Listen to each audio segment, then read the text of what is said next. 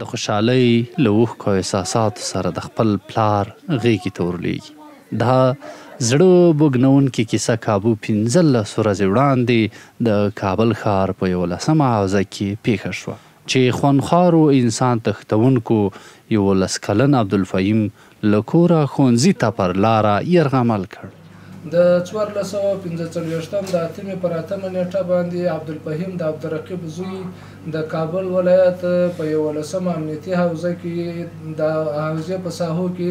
د اختطافچیانو له طرفه اختطاف کړی شو چې په بدله کې د کورنۍ څخه د 8 لکو ډالرو غوښتنه شوې وه چې موضوع د کورنۍ چارو وزارت تحقیقات جنایي عمومي ریاست د کشفي پرسونل لخوا تحت تعقیب شوه چې 14 ورځې دغه ماشوم عبدالفهیم نامي ماشوم د اختطافچیانو په قید کې تېرې کړې. بعد د 14 ورځو چې د 1445 د اتمې پر 21مه نیټه د کورنۍ چارو وزارت د تحقیقات جنایي عمومي ریاست دغه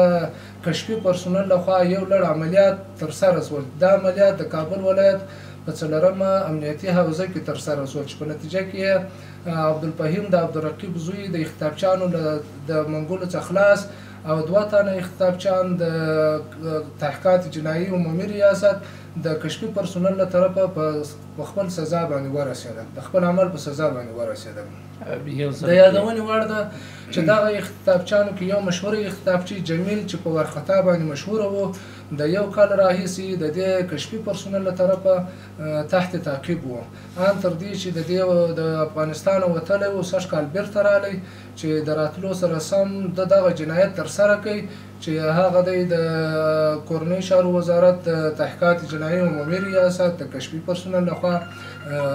د خپل عمل په سزا باندې ورسېدل.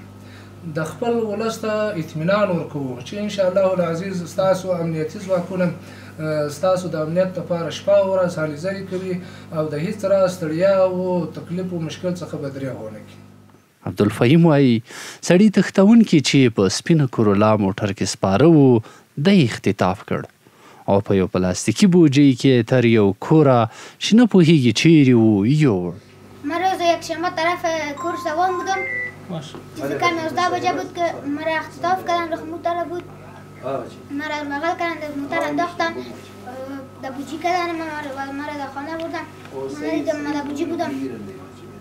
و مرا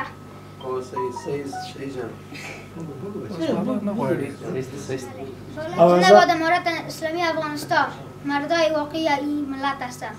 پلار یې د خوشحالۍ اوښکې نشي تم کولی او وایي چې سړي تښتونکو ترې د زوی پر بدل کې 800,000 امریکایی ډالر غوښتل. بارها به ما زنگ زدن بعد از 5 روز 6 روز بعد زنگ میزنن و از ما تقاضای پول میکردن.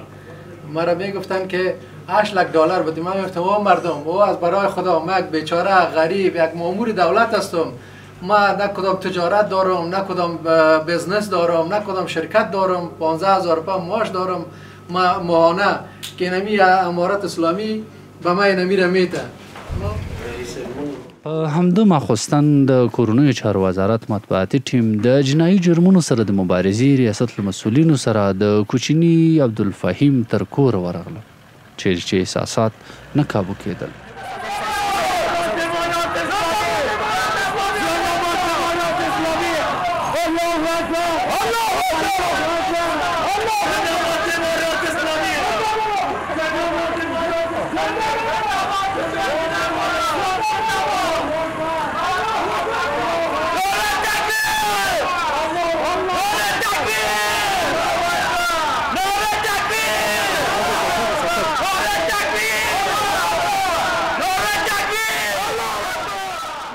د عبدالفهیم خواخوږو او ګاونډیانو ټوله کوڅه په خوشحالیو او کریغو بدرګه کوله.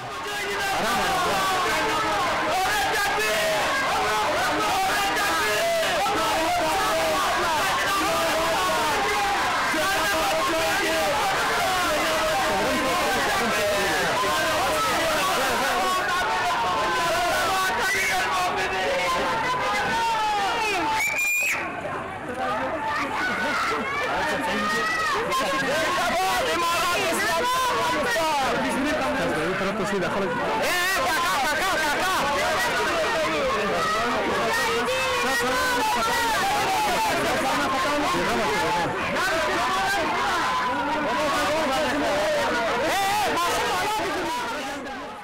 کورنیو چارو وزارت د څېړنو او جنایي جرمونو سره د مبارزې ریاست منصوبینو کابو 15 ورځې وړاندې دغه پیښه څارله چې د یکشنبې مازدیګر قضا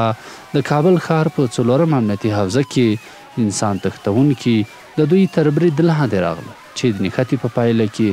2 انسان تښتونکي ووژل شو. دا رئیس هم نه یو جوان مننه خدای دې ده ته اجر ورکړي کامیابي دې ورته په نصیب کړي د ده مجاهدینو ته د ده ریاست ته د ده د سراج الدین حقاني چې وزیر داخله ده خدای دې ده ته سربلندي او کامیابي په نصیب. آمین آمین.